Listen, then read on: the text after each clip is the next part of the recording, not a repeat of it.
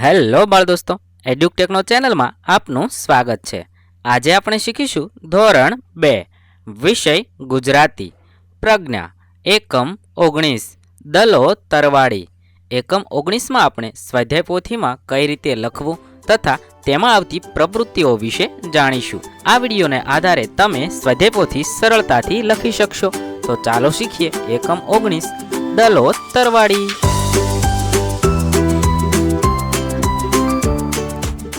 સૌપ્રથમ અહીં એક ફકરો આપેલો છે. આ ફકરો આપણે વાંચવાનો છે અને તે ફકરાને આધારે આપણે નીચે આપેલી પ્રવૃત્તિ કરીશું. આજે 15મી ઓગસ્ટ હતી. દાદાજીએ પૌત્રીઓને રાષ્ટ્રધ્વજ વિશે સમજ આપી. તેમણે કહ્યું કે આપણા રાષ્ટ્રધ્વજને ત્રિરંગો કહેવામાં આવે છે. તેમાં 3 રંગ છે: કેસરી, સફેદ અને લીલો. કેસરી રંગ વીરતા, સફેદ રંગ શાંતિ અને ભાઈચારો તથા લીલો રંગ હરિયાળી અને સમૃદ્ધિના પ્રતીક છે.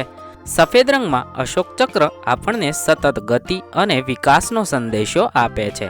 આપણા રાષ્ટ્રીય તહેવારોના દિવસે શાળામાં રાષ્ટ્રધ્વજ ફરકાવવામાં આવે છે. આપણને આપણા રાષ્ટ્રધ્વજ પ્રત્યે ગૌરવ હોવું જોઈએ. આ રીતે આપણે ફકરો વાંચીશું. હવે તેના આધારે આપેલા પ્રશ્નોના જવાબ લખીશું. ઉપરના ફકરામાંથી 5 જોડાક્ષરો નીચે લીટી કરો અને લખો.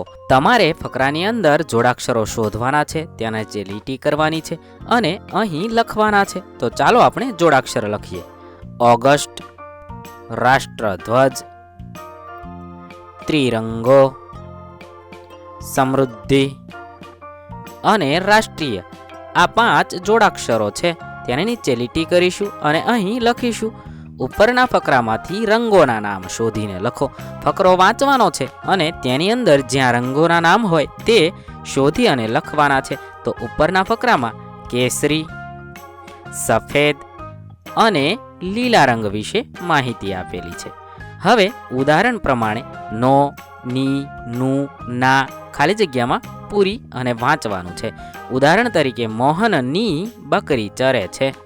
તો અહીં પણ મોહન ખાલી જગ્યા કપડાં સુકાય છે. તો ખાલી જગ્યામાં લખીશું મોહનના કપડાં સુકાય છે. સવિતાનું ફ્રોક સારું છે. અનિલનો મોબાઈલ મોંઘો છે.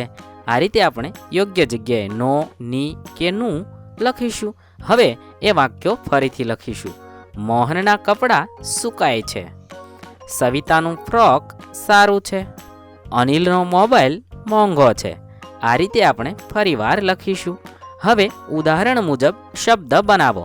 વન તો ઉપવન, આચાર્ય તો ઉપાચાર્ય. એ રીતે આગળના શબ્દો બનાવીએ.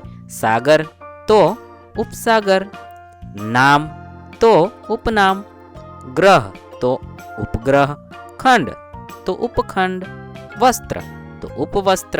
આ રીતે ઉદાહરણ મુજબ શબ્દ બનાવીશું અને સ્વાધ્યાય પોથીમાં લખીશું. ત્યારબાદ આગળ નીચે આપેલા શબ્દો વાંચો અને લખો. અહીં આપેલા શબ્દ આપણે વાંચીશું અને લખીશું. સાક્ષર, ડુક્કર, ગંધ, સ્વર અને પ્રતાપ શબ્દ આપેલા છે. ત્યારબાદ નીચે આપેલા વાક્ય વાંચો અને લખો. અહીં આપેલા વાક્ય વાંચીશું અને ફરીવાર લખીશું. રામના ભાઈ લક્ષ્મણ છે. 2. શિવાજીની માતાનું નામ શું હતું? 3. ગિરનારનો તો જોટો ન મળે. 4. નિશાળના છોકરા હોશિયાર છે. આ રીતે આપણે વાક્ય વાંચીશું અને ફરીવાર લખીશું. વાક્યો લખતી વખતે એટલું ધ્યાન રાખવું કે શબ્દ વચ્ચે અને અક્ષર વચ્ચે યોગ્ય અંતર રાખવું. પ્રશ્નાર્થ ચિહ્ન અને વિરામ ચિહ્ન યોગ્ય જગ્યાએ લખવા, તે ખાસ ધ્યાન રાખવું. ત્યારબાદ સચિત્ર બાળપોથીમાં તમે વાંચેલા ચિત્રો પૈકી કોઈ પણ 3 ચિત્ર વિશે 2-3 વાક્યો લખો. અહીં તમારી સચિત્ર બાળપોથીમાંથી કોઈ પણ 3 ચિત્ર વિશે લખવાનું છે. આપણે લખીએ. કમળ. કમળ પાણીમાં થાય છે. કમળ ગુલાબી અને સફેદ રંગના હોય છે. હવે આપણે ધજા વિશે લખીએ. ધજા મંદિર ઉપર હોય છે. ધજાનો આકાર ત્રિકોણ હોય છે. હવે આપણે ધોકા વિશે લખીએ. ધોકો લાકડાનો હોય છે. ધોકો કપડાં ધોવા ઉપયોગી છે. તમે વાંચેલી સચિત્ર બાળપોથીમાંથી આની સિવાયનું અન્ય પણ તમે લખી શકો છો. હવે જવાબના આધારે પ્રશ્ન બનાવીને લખો. અહીં 3 વાક્ય આપેલા છે જે જવાબ છે. તમારે તેના આધારે પ્રશ્ન બનાવવાનો છે. પહેલો જવાબ છે આપણા દેશનું નામ ભારત છે. તેનો પ્રશ્ન બનાવવો હોય તો આપણે બનાવી શકીએ કે આપણા દેશનું નામ શું છે. બીજું છે પોપટનો રંગ લીલો હોય છે. પ્રશ્ન બને પોપટનો રંગ કેવો હોય છે, એટલે તેના જવાબમાં થશે લીલો હોય છે. હર્ષા 5 વાગ્યે આવશે. તેનો પ્રશ્ન બનાવીએ હર્ષા કેટલા વાગ્યે આવશે. આ રીતે આપણે જવાબને આધારે પ્રશ્ન બનાવીશું. ત્યારબાદ અહીં એક નાનકડી વાર્તા છે, એ વાંચવાની છે અને તેના આધારે પ્રશ્નના જવાબ લખવાના છે. તો વાર્તા વાંચીએ.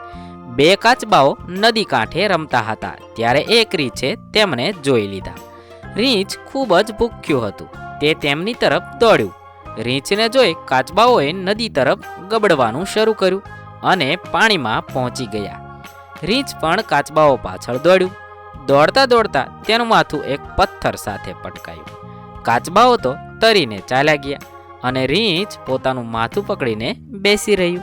આવી સરસ મજાની નાનકડી વાર્તા છે. હવે તેના આધારે આપણે પ્રશ્નના જવાબ લખીએ.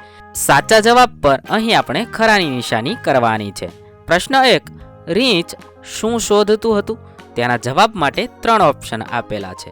અ પાણી, બ ખોરાક અને ક રહેવા માટેની જગ્યા. તેના જવાબમાં આપણે લખીશું બ ખોરાક શોધતું હતું, એટલે આપણે ત્યાં ખરાની નિશાની કરીશું. 2 કાચબાઓ ખાલી જગ્યાની માફક ગબડ્યા.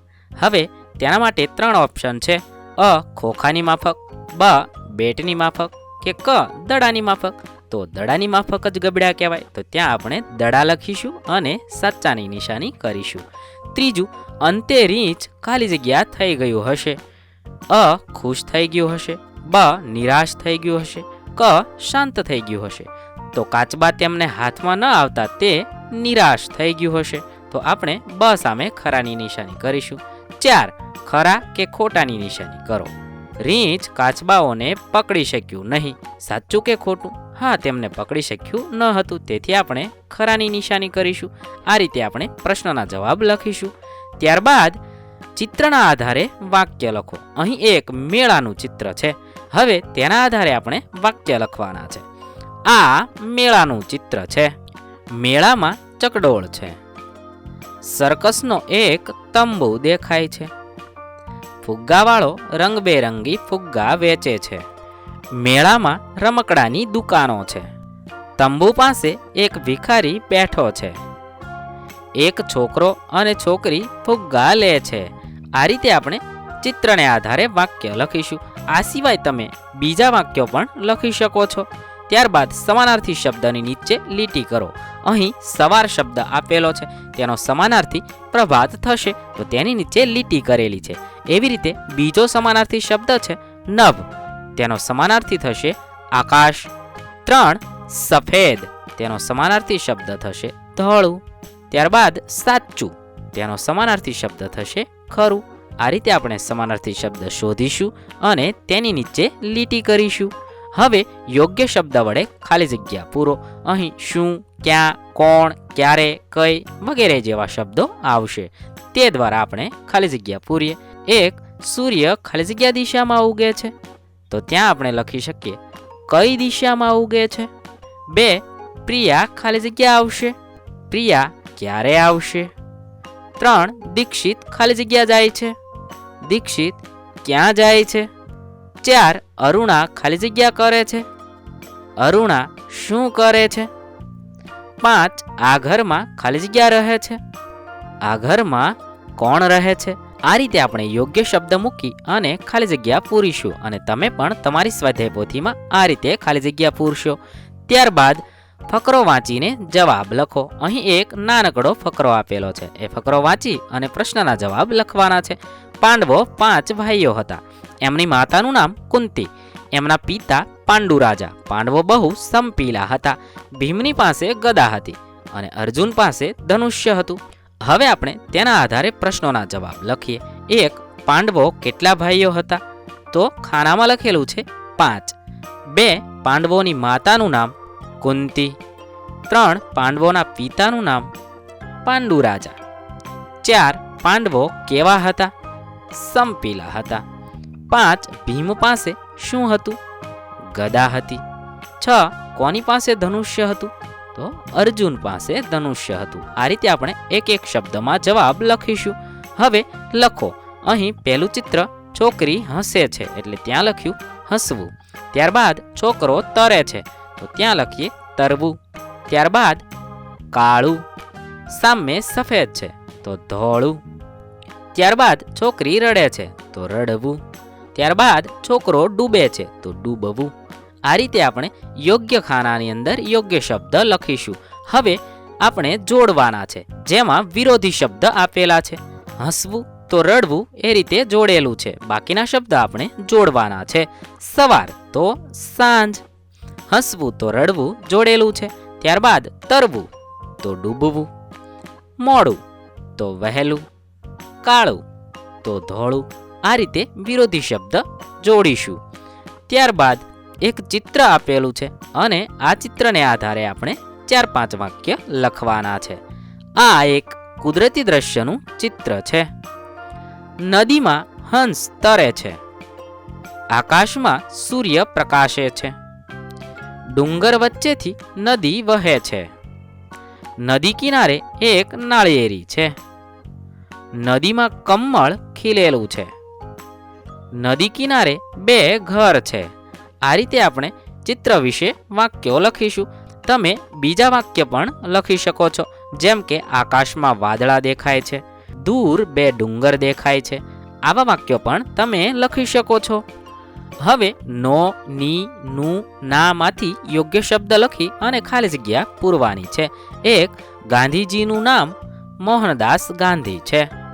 2 મુંબઈ ખાલી જગ્યા હલવો વખણાય છે તો લખી શકીએ મુંબઈનો હલવો વખણાય છે. 3 શિવમ ખાલી જગ્યા પેન સારી છે. શિવમની પેન સારી છે. 4 સાબર ખાલી જગ્યા પગ પાતળા છે. સાબરના પગ પાતળા છે. આ રીતે આપણે યોગ્ય અક્ષર લખી અને ખાલી જગ્યા પૂરીશું. હવે સમાનાર્થી શબ્દ જોડીને બાજુમાં લખો. અહીં કેટલાક શબ્દ આપેલા છે, તેની સામે આપેલા યોગ્ય સમાનાર્થી શબ્દ સાથે જોડીશું અને સામે લીટીમાં લખીશું. 1 ધનુષ્ય તો બાણ થશે. 2 પ્રકાશ તો અંજવાળું થશે. 3 બીક તો ડર થશે. 4 માતા તો માં થશે. 5 શાળા તો નિશાળ થશે. આ રીતે આપણે સમાનાર્થી શબ્દ જોડીશું અને સામેની લીટીમાં લખતા જઈશું. હવે વિરુદ્ધાર્થી શબ્દ લખો. 1 રડવું તો હસવું. 2 માતા તો પિતા. 3 સાચું તો ખોટું. 4 સારું તો ખરાબ. 5 અંધારું તો અંજવાળું. આ રીતે વિરુદ્ધાર્થી શબ્દ પણ લખીશું. હવે ઉદાહરણ મુજબ લખો. ઉદાહરણ તરીકે ભાઈ તો ભાભી. 1 બકરી તો બકરો. 2 સિંહણ તો સિંહ. 3 માસા તો માસી. 4 મોર તો ઢેલ. 5 પત્ની તો પતિ થશે. હવે નો, ની, નું, ના વડે ખાલી જગ્યા પૂરવાની છે. 1 વડોદરા ખાલી જગ્યા લીલો ચેવડો વખણાય છે તો વડોદરાનો લીલો ચેવડો વખણાય છે. 2 સાબર ના શિંગડા રૂપાળા હોય છે. મારી બેન ખાલી જગ્યા અમીષા છે. મારી બેન નું નામ અમીષા છે. 4 મનીષ ખાલી જગ્યા સ્લેટ સારી છે. મનીષની સ્લેટ સારી છે. આ રીતે આપણે યોગ્ય અક્ષર મૂકી અને ખાલી જગ્યા પૂરીશું. હવે લખો. અહીં બંને અક્ષર ભેગા કરી અને લખતું જવાનું છે. હ અને સ્તી મળીને હસ્તી થયું છે. મ અને સ્તી મળીને મસ્તી થશે. વ અને સ્તી મળીને વસ્તી થશે. પ અને સ્તી મળીને પસ્તી થશે. કુ અને સ્તી મળીને કુસ્તી થશે. હવે આગળ જોડાક્ષર શોધીને લખો. આવી સ્થિતિમાં પણ સુરેશ ડગ્યો નહીં. તે ચિત્રો દોરતો, સ્ટુડિયોમાં બેસતો, ખૂબ કામ કરતો. પરિસ્થિતિ સુધરી તે ફિલ્મો બનાવવા લાગ્યો. આપેલા ફકરામાંથી જોડાક્ષર શોધવાના છે અને નીચેની લીટીઓમાં લખવાના છે. ડગ્યો અહીં આપેલું છે. ત્યારબાદ સ્ટુડિયો, પરિસ્થિતિ, ફિલ્મો વગેરે જેવા જોડાક્ષરવાળા શબ્દ છે. હવે વાક્ય બનાવી લખો. અહીં કેટલાક શબ્દ આપેલા છે. એ શબ્દને આધારે આપણે વાક્ય બનાવી અને લખવાના છે. 1. રંગોળી. મારી મમ્મી સરસ રંગોળી બનાવે છે. 2. દિવાળી. દિવાળીના દિવસે દીવડા કરાય. 3. ફટાકડા. મને ફટાકડાનો ડર લાગે છે. 4. દર્શન. હું સવારે મંદિરે દર્શન કરવા ગયો હતો. 5. પ્રણામ. હું દરરોજ દાદા દાદીને પ્રણામ કરું છું. આ રીતે આપણે શબ્દનો ઉપયોગ કરી અને વાક્ય બનાવીને લખીશું. હવે ચિત્રને આધારે 4-5 વાક્ય લખો. અહીં એક ચિત્ર આપેલું છે. તે ચિત્રને આધારે આપણે વાક્ય લખવાના છે. બાળકો પતંગ ચગાવે છે. એક બાળકના હાથમાં ફિરકી છે. પીળો અને વાદળી પતંગ છે. મકર સંક્રાંતિના દિવસે લોકો પતંગ ચગાવે છે. આ રીતે આપણે 4-5 વાક્યો લખીશું. હવે નમૂના મુજબ શબ્દ બનાવીને લખો. અહીં માન તો માનભેર એ રીતે શબ્દ આપેલા છે. બાકીના બનાવીએ. હોશ તો હોશભેર. ગૌરવ તો ગૌરવભેર. હર્ષ તો હર્ષભેર. આ રીતે શબ્દ બનાવીને લખીશું. હવે જોડો. નામ તો ઉપનામ. હાસ તો ઉપહાસ. વન તો ઉપવન. સાગર તો ઉપસાગર. આ રીતે આપણે શબ્દને યોગ્ય જોડી સાથે જોડીશું. અહીં આપણો એકમ 19 પૂર્ણ થાય છે. વિદ્યાર્થી મિત્રો, ધોરણ 2ના ગુજરાતી વિષયના તમામ એકમના સ્વાધ્યાય લખવા માટેના વિડીયો આપણી ચેનલ પરથી મળી રહેશે. થેન્ક યુ દોસ્તો. એડ્યુટેકનો ચેનલ તરફથી વિડીયો નિહાળવા બદલ આપનો આભાર. આવા બીજા વિડીયોઝ નિહાળવા માટે અમારી યુટ્યુબ ચેનલ એડ્યુટેકનો અત્યારે જ સબસ્ક્રાઈબ કરી લો. આભાર દોસ્તો.